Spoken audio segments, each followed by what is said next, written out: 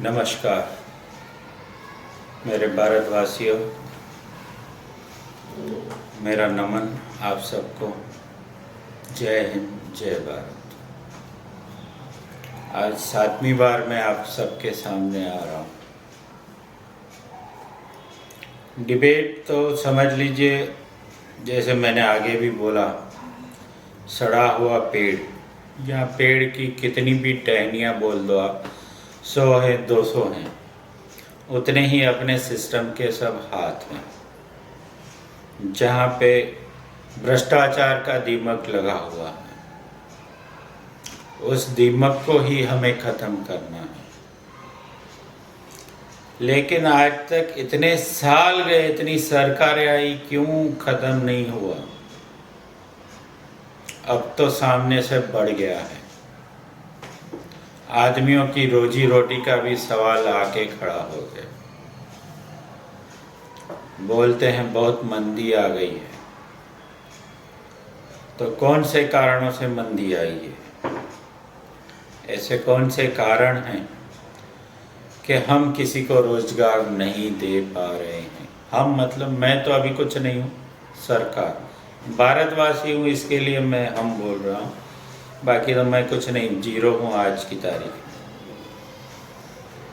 तो कहने का ये मतलब है कि मैंने आगे बोला था, तो किसी ने मुझे बोला कि आप बोलते हैं 50 करोड़ तक नौकरियां मैं दे सकता हूं। तो बोले ये बताइए 50 करोड़ नौकरियों का टोटल कितना होता है पगार देने का, और वो कौन चुकाएगा? तो ये चीज़ मैंने एकदम क्लियर हो के आज तक आपको नहीं बताया, क्योंकि आज नहीं लेकिन कल मैं आपके सामने शेयर करना चाहता हूँ, आपसे बात करना चाहता हूँ कि आप एक नहीं 10 आदमी मेरे साथ सवाल करें कि 50 करोड़ नौकरियाँ अगर दोगे तो आज किसी को गवर्नमेंट पक्की नौकरी नहीं दे पा रही है, तो आप 50 करोड़ नौकरियों की पगार कहाँ से देंगे? अब ये मैं ऊपर से आपको एक चीज़ बता दे रहा हूँ। जैसे अमित शाह जी से किसी ने अभी पूछा था कि पाकिस्तान को हमें वापस लाना है, उसके लिए आप क्या कर रहे हो? तब अमित शाह जी ने बोला कि मैं आपको ऐसे ही बता दूंगा क्या कि मैं कैसे लाने वाला हूँ, क्या करने वाला हूँ। वही चीज़ मैं अपने ऊपर लेता हूँ, क्योंकि उसकी थोड़ी झलक आपको मैं बता देता हूँ। झलक में ये है कि अगर वो नौकरी करेगा तो उससे भी गवर्नमेंट को इनकम होगी, और कोई भी पगार गवर्नमेंट को देनी नहीं है गवर्नमेंट के अंदर में काम, लेकिन गवर्नमेंट को उसको एक भी पैसा चुकाना नहीं है। सामने से वो कमाएगा और बहुत जगह पे उससे पैसा जाएगा। अब ये सिस्टम कौन सी है आप पूछेंगे, तो ये वाली बात डिबेट करने की अभी नहीं है। जिस दिन वो चीज़ में अगर लाया हिंदुस्तान के सिस्टम के अंदर, नौकरियां जिसको जितनी चाहिए, 50 करोड़ तो मैं 50 करोड़ तो बोल रहा हूँ, अगर 100 करोड़ चाहिए तो भी ले लो। काम हमें नहीं करना, काम आपको करना है। कितनी देर करना है वो आपको करनी है। आधा घंटा करना है, 10 घंटा करना है, 20 घंटा करना है, वो आपको करना है। और उससे हिंदुस्तान को कितना फर्क पड़ेगा, ये आज तक कोई समझ नहीं पाया होगा कि ये चीज़ कहाँ से घूम के आ रही है और कहाँ जा रही है। ठीक है, जब आप इसकी व्याख्या सुनेंगे, जब मैं उसको बराबर लगवाऊंगा, चाहे ये सिस्टम के साथ में या हम एक नई पार्टी बना के अगर आगे आए तो उस सिस्टम के साथ में, क्योंकि एक तो सांस का भी भरोसा है नहीं। सांस तो इतनी है कि मेरे पास ऐसे ऐसी बातें हैं कि आदमी की चलते चलते चली जा रही है।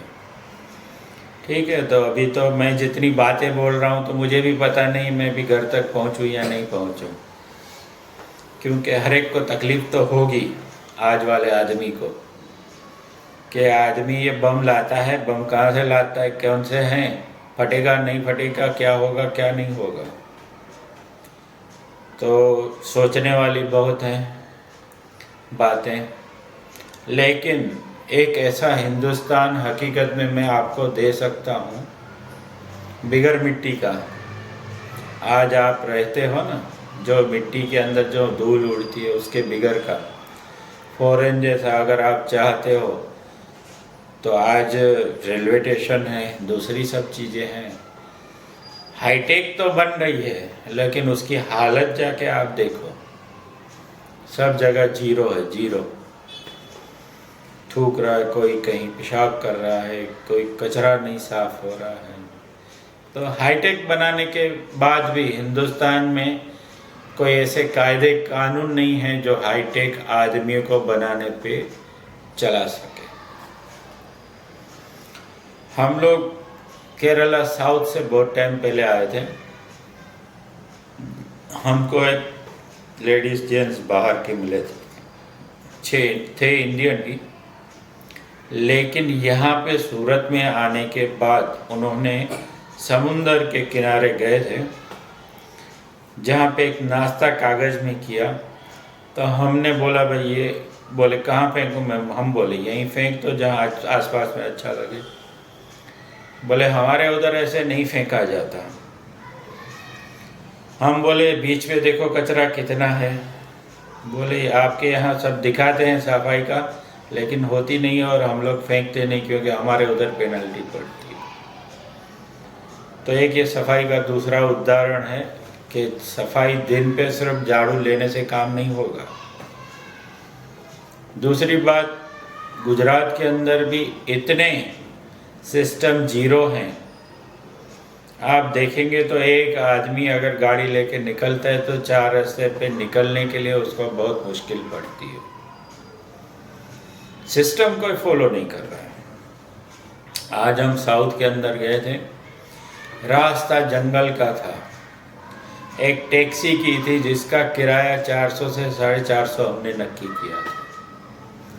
वो आदमी जंगल में जाके रास्ते पे खड़ा रह जाता है सिग्नल के आगे। हमने उसको बोला कि भैया सामने कोई है ही नहीं, पूरा रास्ता जंगल जैसा खाली पड़ा है, गाड़ी दौड़ाओ फटाफट पहुंचाओ। तो बोलता है भैया आप तो 450 रुपये दोगे, लेकिन आपसे 10 से 11 गुना मेरे को पेनल्टी लग सकती है, मतलब करीबन 5000 रुपये चालान हो सकता है। तो कहने की बात क्या है कि वहाँ का आदमी इतना डर रहा है कायदे से कि मुझे चालान हो सकता है, और यहाँ चालान के नाम पे ऐसी बातें होती हैं कि सिस्टम ही जीरो हो जाता है। अभी तो चाहे लिखना हो तो लिख लो मेरी हर बात, चालान वाली भी लिख लो, खुल के बताना है तो मैं बता दूंगा आपको, पूरे दुनिया के सामने डिबेट करूंगा। ऐसे नहीं, ऐसे आपके सामने ऐसे बोल के मैं बैठ जाऊं, नहीं, शायद मेरे पास उसका प्रूफ होगा तो भी बताऊंगा आगे। तो गुजरात छोड़ के हर जगह पे मैं तो बोलता हूँ कहीं जगह पे कायदे मेरे को अच्छे भी लगते हैं, टाइट भी लगते हैं, लेकिन भ्रष्टाचार तो पूरे हिंदुस्तान के अंदर है, जिसको मिटाना पड़ेगा। तो आज तो छोटी सी बात है, कल हम मिलावट, डुप्लीकेट के बारे में बात करेंगे। वो आप सुनेंगे कितनी चीज़ों में डुप्लीकेट हिंदुस्तान में हो रही है और आदमी के साथ कितना खिलवाड़ हो रहा है। इसी के साथ आज मैं आपसे विदा लेता हूँ।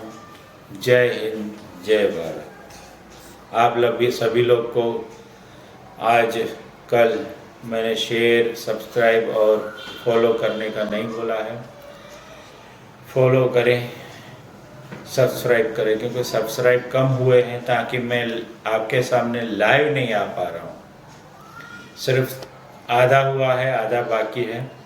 जो एक टारगेट होता है कंपनी का, यूट्यूब का, वो आधा हुआ है। तो मुझे आज तक आप तक पहुँचने के लिए 25-50 लोग सब्सक्राइब कर दीजिए, ताकि आपके सामने आ पाऊँ, कैमरे के पीछे नहीं, आपको सामने मैं जवाब दूँ, वो मैं चाहता हूँ। इसी के साथ मैं आपसे इजाज़त चाहता हूँ। जय हिंद, जय भारत।